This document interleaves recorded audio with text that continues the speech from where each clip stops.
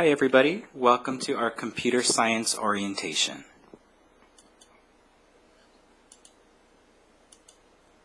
The following is a preview of what we'll be discussing for today. Hello and welcome. My name is Flor Martinez and I am one of the MS student advisors for the Computer Science Department, and I advise students with last name A through MA.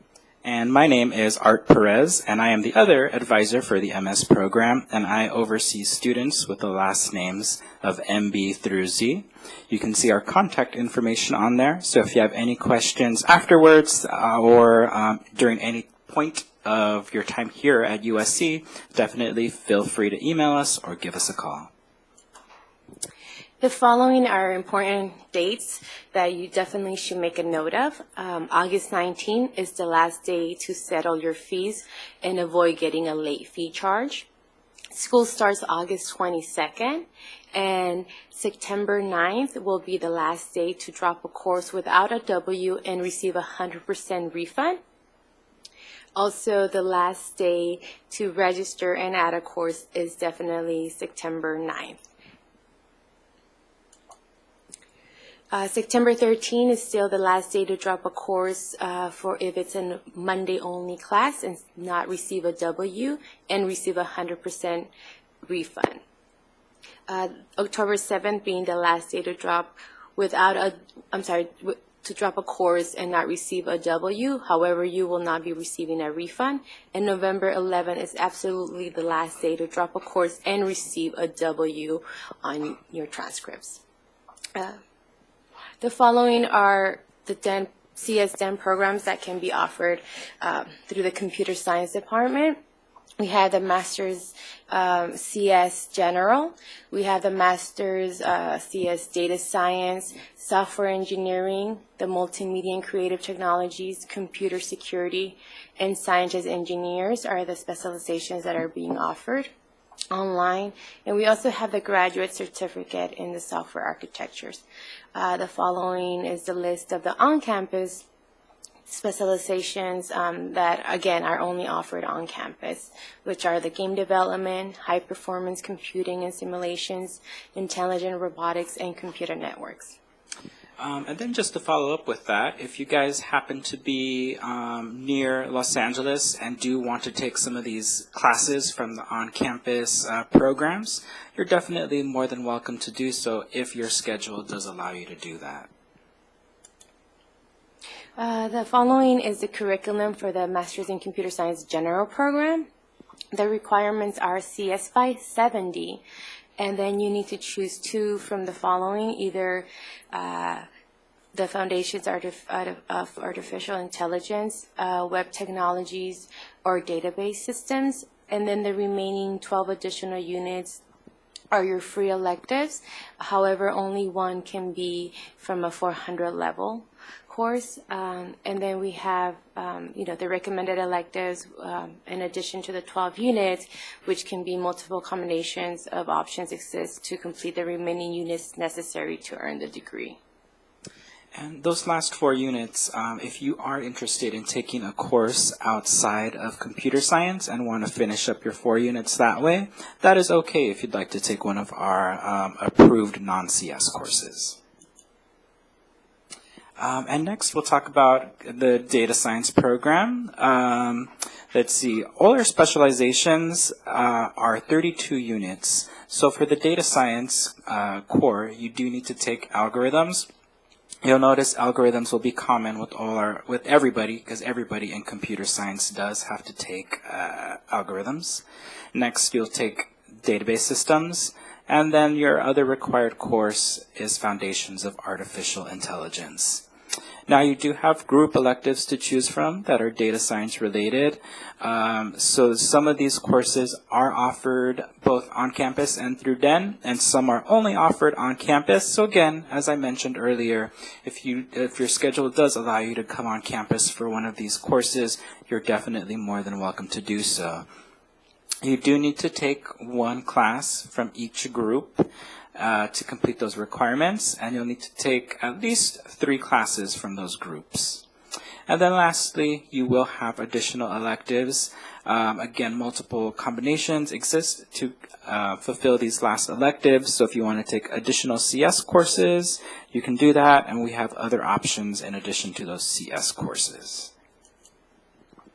We have the software engineering specialization, which requires the 570, and then 2 courses from the following, which is CS 561, CS 585, or 571. And then we have the other category that you have to choose 3 courses from.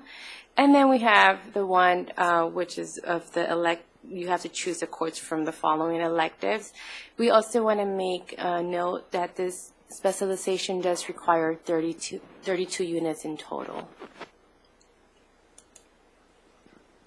Then we'll talk about our multimedia program. Again, as I mentioned, 32 units for all our specializations.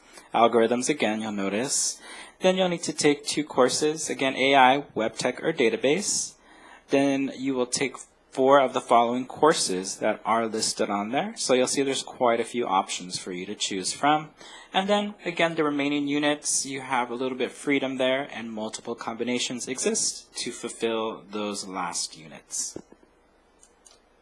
And then we have the computer security specialization, which again requires 32 units, and it requires 570. And then it requires 530, 531, 551, and 555. And then you get to choose 2 electives from the following, which is 561, 571, or 585. And then 5 units of free electives. And then this is one of our growing programs, our Scientists and Engineers program. Some of you may be in this program. It is one of our larger programs as far as the requirements go. It is a 37-unit program, and of those 37 units, 33 of those units are applicable towards your degree. Now, all of you should be taking CS 455X your very first semester. That is our Intro to Programming course. Now, we do require you to take it your first semester because it'll really help set you up for the rest of your courses here in computer science. If you don't take it your first semester, it's probably going to be hard to complete your other courses. So we do recommend you take that first. Well, not recommend, it is required, actually. And then you'll have your 2 foundational requirements, CS 402, which you will not take your first semester. You need 455 first before you take it. That's our operating systems course. And then you can choose between EE 457 or EE 450. Most of our students do choose to take EE 450, but that is completely up to you and your personal preference. You'll also, if you want to, most of our students do take that their first semester as well, one of those EE courses. However, again, this is completely up to you and not required to take your first semester. In addition to that, you'll see algorithms again is there. That's a requirement for you. You'll also be required to take AI, database, and web tech. And then lastly, you will get 2 electives that you can do. These are computer science courses from the approved 500 level courses. If you are maybe feeling daring and want to take a 600 level course, you're welcome to do that as well. And then you have a couple elective units as well that you can use to complete those last ones. You can do if you wanted to do directed research, internship. If you're not working full-time, you can do that, and there are other options as well. The following are CS department policies that we want you to be aware of. Students are able to transfer credit. The maximum is up to 4 units. And then, as we mentioned earlier, you did see all those specializations on there. Now, maybe if you are in one of them and you decide, I don't really want to do this anymore and I'd like to change to the general program, or maybe you wanted to switch to a different specialization, you can definitely do that. You just need to wait to complete your first semester at USC. Now, if you want to change to the general program, there really is no requirement for that. You can just do that after your first semester. Email myself or Flor, and we can make that change for you via email. If you want to change, maybe you're in the general program now and want to change to, let's say, multimedia. You can definitely do that. You just need to make sure you have a 3.0 GPA at the end of your first semester, and we can switch you over. And then again, you can switch over during any semester. Even in your final semester, you can still do that change. Now, the only people who cannot change are our scientists and engineer students. You do need to stay in that program throughout your time here at USC. In the event that a course is required and it's not being offered, we definitely can go ahead and make a petition to substitute that course for another course. And if this is your first semester, we strongly recommend that you only take one course, especially if you're working full-time. Master's level courses can be quite demanding. So it's good, to kind of get a feel for the courses, especially if this is your first time taking an online course. It's a little bit different than taking them in person. So definitely your first semester, just take one, get the feel for it. And if you feel maybe a little bit more daring, I want to take two later on, you can. But we kind of do recommend, you try to stick to one per semester, depending on your personal schedule. We automatically waive 300 and 400 level prerequisites for a 500 level CSCI class, and that is granted along. At the same time, when the D clearance is granted, we will go ahead and grant the waiver too, so there's no need for you to ask for a waiver. Next thing we're going to go over is out of sequence. So some of our master's level courses, our 500 level courses, do have prerequisites. For example, our 572 course, which is information retrieval, does require 571 Web Tech as a prereq. Now, if the professor waives off that prerequisite for you and you end up taking 572 without the prereq, that's fine. You can do that. But just note, you cannot go back and take Web Tech at a later point.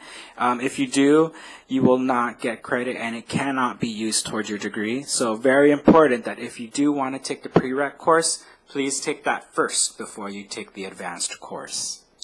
Definitely check the USC schedule of classes that's posted online for any updates, because we do update and we do add courses throughout prior to the semester starting. So definitely make sure to check it at least once a week for any updates. Do check your USC email regularly. You can also make sure you forward it to your personal account just so you get it. We try not to spam your account, but we do send very important announcements now and then, such as when to submit your graduation application, and sometimes even, there might be job opportunities for you out there. So do go ahead and check that. And please always make sure to include your USC ID every single time you email us. We have hundreds of USC students, so we want to make sure to process your request as soon as possible, and you providing us your USC ID number will definitely help with expediting response to your email. Okay, and now we'll talk about some other policies that'll be important for you. So USC does require you to maintain continuous enrollment every fall and spring semester. Summer enrollment is definitely optional. However, then students usually like to take summer courses because usually they're only taking one course in the fall and one course in the spring. Also, another thing to note is that CS 570 analysis of algorithms is usually offered in the summer, so perhaps that is a course that you might want to save to take in the summer if you wish to do so. If you want to miss a fall or spring semester just because maybe, you're taking on a bigger project at work, family stuff happens, that's fine. Just make sure that you contact us, your advisor, and let us know that you want to take a leave of absence. And make sure you do that before, the add drop date ends, which is usually the Friday of the third week of the semester. So it's very important, if you know you are not going to enroll that semester, again, please contact myself or Floor. International students are required to request a leave of absence from the Office of International Services. Now, if you do not tell myself or Flora that you take a leave of absence and you don't enroll, you can still take classes in the following semester. However, it'll result in some additional paperwork, which will be a pain for both yourself and us. So make sure you do tell us that you're taking a leave of absence so we don't have to do that extra paperwork. And you definitely have 5 years to complete the degree program from the first term that you take your first course. And then really quickly, these are just some of the instructions on how to request declearance from DEN. It's a separate process. So some of you may have seen in your emails us talking about, requesting declearance through MyViterbi. You, as a DEN student, you will not use MyViterbi if you are enrolling in your DEN courses. The instructions here are how you can request a declearance for your DEN courses. And most important thing in these instructions is that you should create a DEN at Viterbi profile to first gain access. And the following are definitely important contact information that you might want to definitely write down. We have the DEN technical support team, and then we also have the exams, who to contact for that, and then the gap advisors, and then the tuition deferment or vouchers. And if you do have questions about requesting declearance for DEN courses, you'll see Patty's name on there. Patty will be the advisor to help you get declearance to those DEN courses. Flora and myself are not able to give you declearance to DEN courses. And if you have questions, you please definitely email us. Flora and I have our contact information on there, so don't be shy. We're always happy to help our DEN students.